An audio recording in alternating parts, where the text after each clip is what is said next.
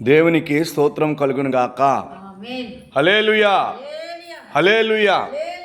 దేవునికి వందనాలు. తండ్రి అయిన దేవునికి, కుమారుడైన యేసు ప్రభు వారికి ఇప్పుడును ఎల్లప్పుడును యుగాయుగములు మహిమ ఘనత ప్రభావాలు ఆయనకే చెల్లును గాక. ఆమేన్.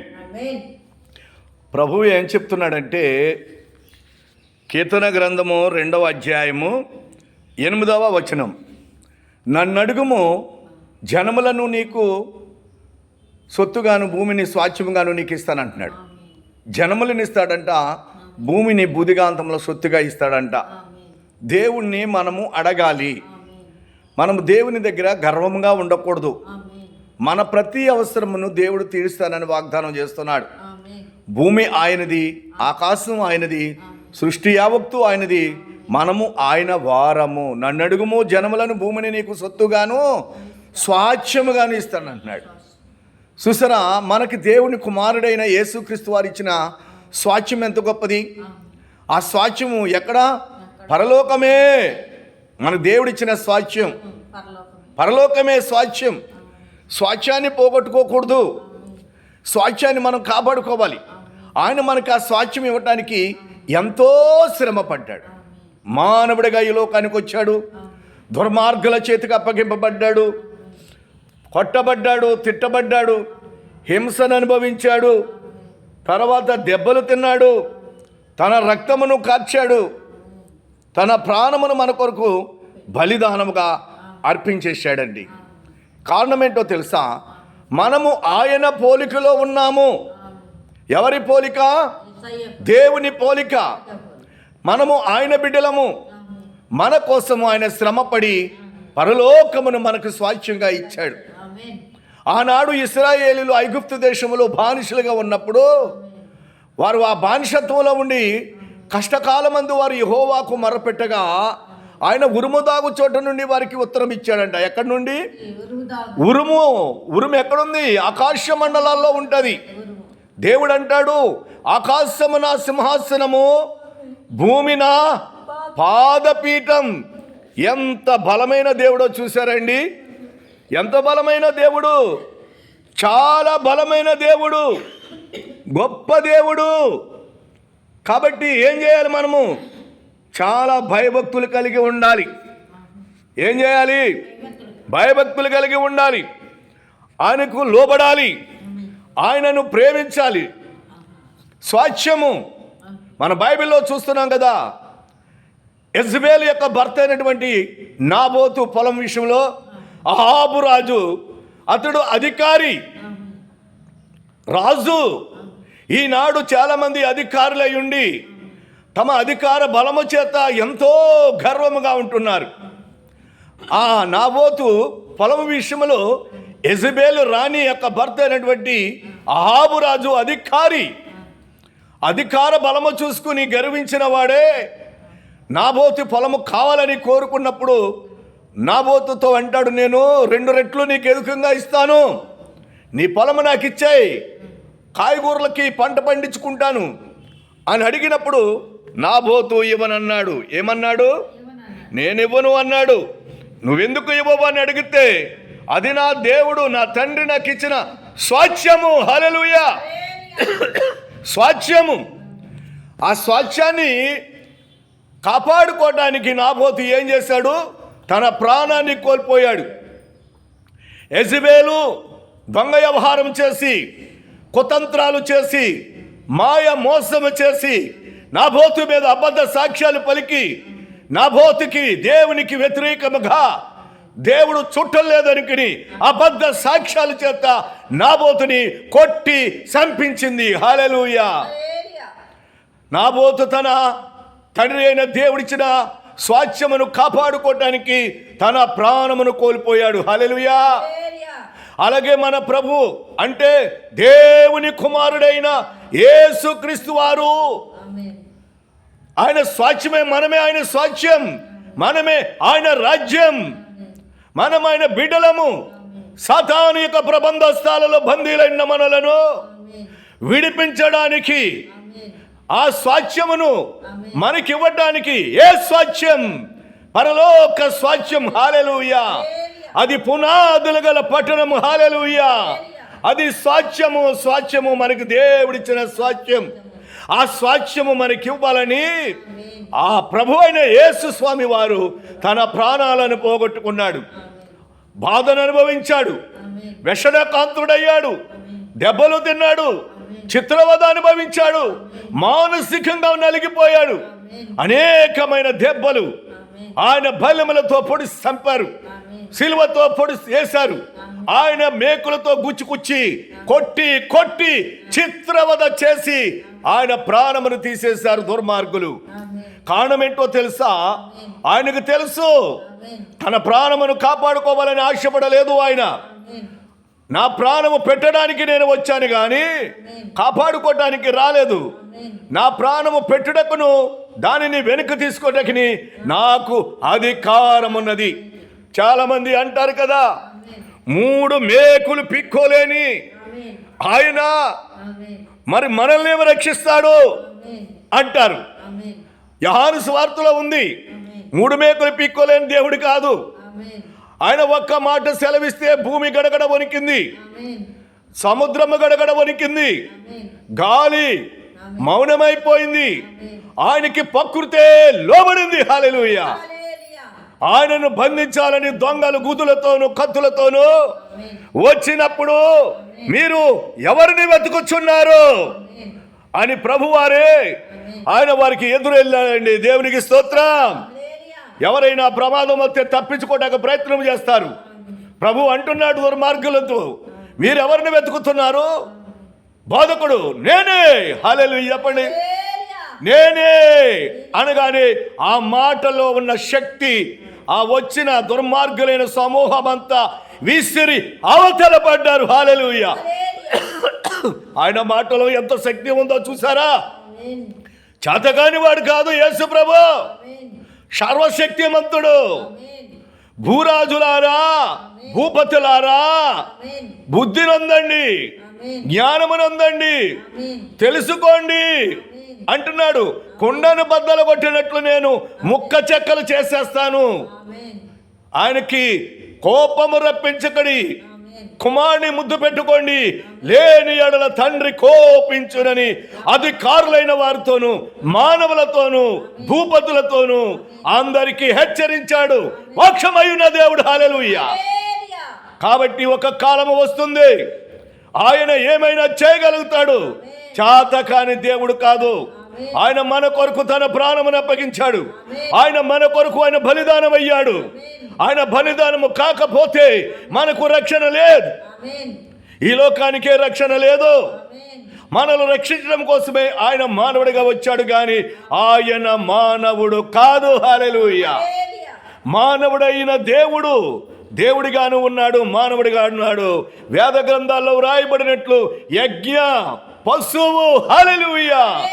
ఈ భూలోకములో నిజమైన యజ్ఞము చేసి సర్వలోకములను సకల మానవ జాతినంతటిని కూడా రక్షించిన మహాయోధుడు, మహాశక్తిమంతుడు, ఆయన శక్తి స్వరూపుడు, ఆది శక్తి స్వరూపుడు.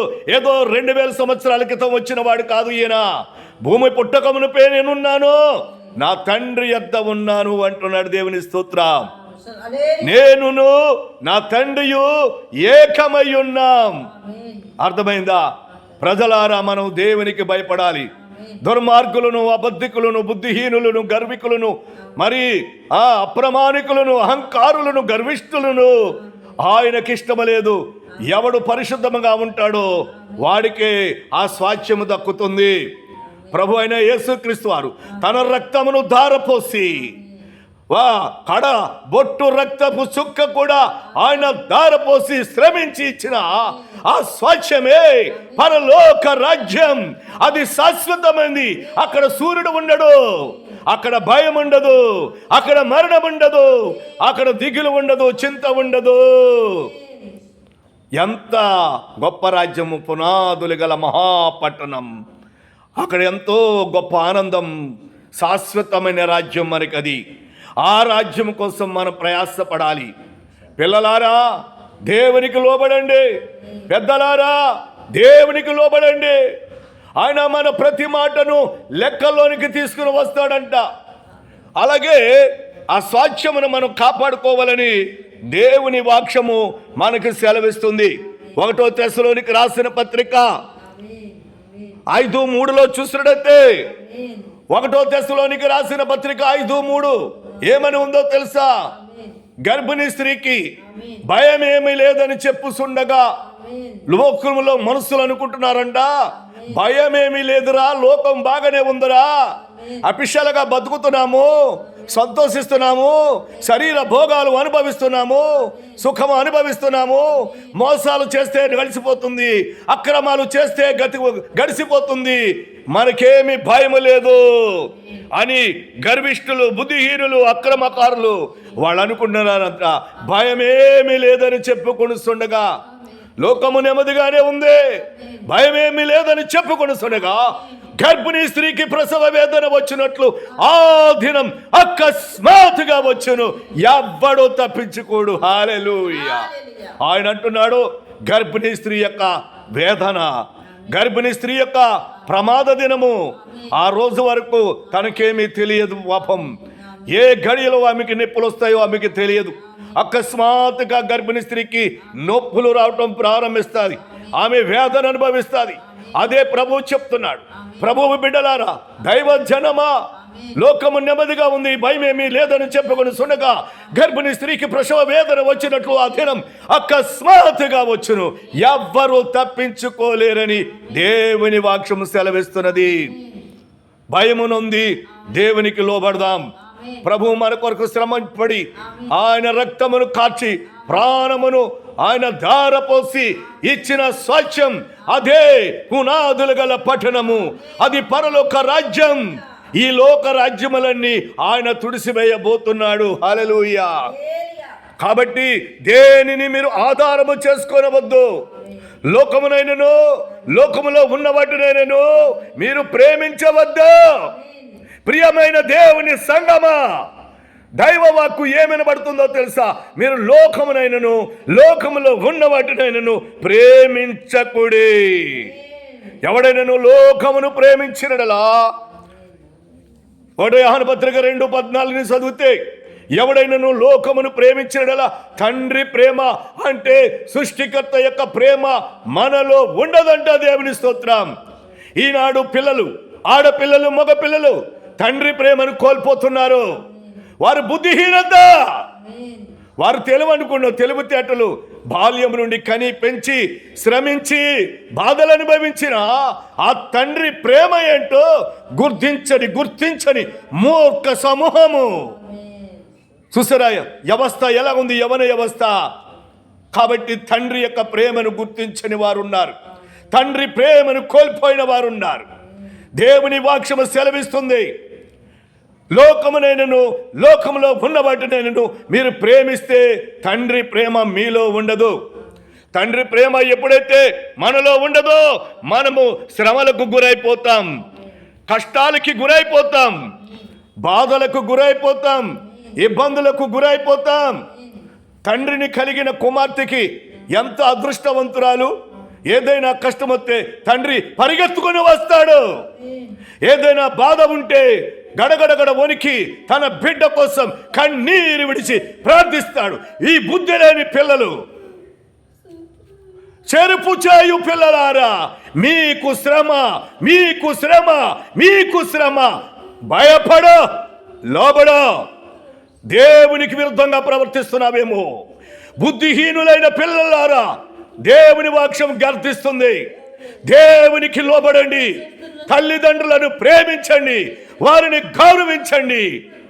ఒకవేళ మీరు మీ తండ్రి ప్రేమను మీరు కోల్పోతే మీ బ్రతుకులు చాలా భయంకరంగా ఉంటాయి. అప్పుడు గుండె కొట్టుకుని ఎడుతారు. మీ బ్రతుకులు కుక్కలు చింపిన విస్తరాకు వలె మారిపోతాయి. జాగ్రత్త. పరలోకమందున్న తండ్రిని గౌరవించాలి, ఆయనకు భయపడాలి. భూలోకములో జన్మనిచ్చిన తండ్రికి భయపడాలి. నిన్ను కని పెంచిన తండ్రిని నువ్వు గౌరవిస్తే దేవుడు నిన్ను ప్రేమిస్తాడు. తెలివి ఉందని నీ తండ్రికి వ్యతిరేకంగా మాట్లాడుతున్నావా?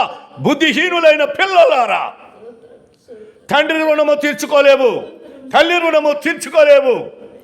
నీవు ఎంత ధైర్యం నీకు, ఎంత పవరు మీకు. తల్లిదండ్రులకి తిరుగుబాటు చేసిన పిల్లలు ఎవరైనా సరే వారి మీదకి శాపం వస్తుంది. హల్లెలూయా. శాపము మీ మీద ఉంటే ఏ పని అవ్వదు మీకు. కష్టాలు, బాధలు, ఇబ్బందులు, వేదనలు, సమస్యలతో సతమతమై గజగజ వణికిపోయి భయంకరమైన బ్రతుకుగా పెద్ద బ్రతుకైపోతుంది మీ బ్రతుకు. అనేక మంది తమ్ముళ్లకు చెప్తున్నా, చెల్లెళ్లకు చెప్పుతున్నా, ఆది దేవుడైన యేసు ప్రభుకి మీరు భయపడండి, లోబడండి. నీకు జన్మనిచ్చి పెంచిన దేవుడు, అలాగే బాల్యము నుండి మిమ్మల్ని పెంచి చదివించి కనినా నీ తండ్రిని నువ్వు దుఃఖపరుస్తున్నావేమో. తర్వాత చూస్తావు నీవు ఈ బాధ, తర్వాత చూస్తావు. మార్పు చెందు, క్షమాపణ అడుగు. బుద్ధి లేని పిల్లల్లారా, చెరుపు చేయు పిల్లల్లారా అన్నాడు యేసు ప్రభువు.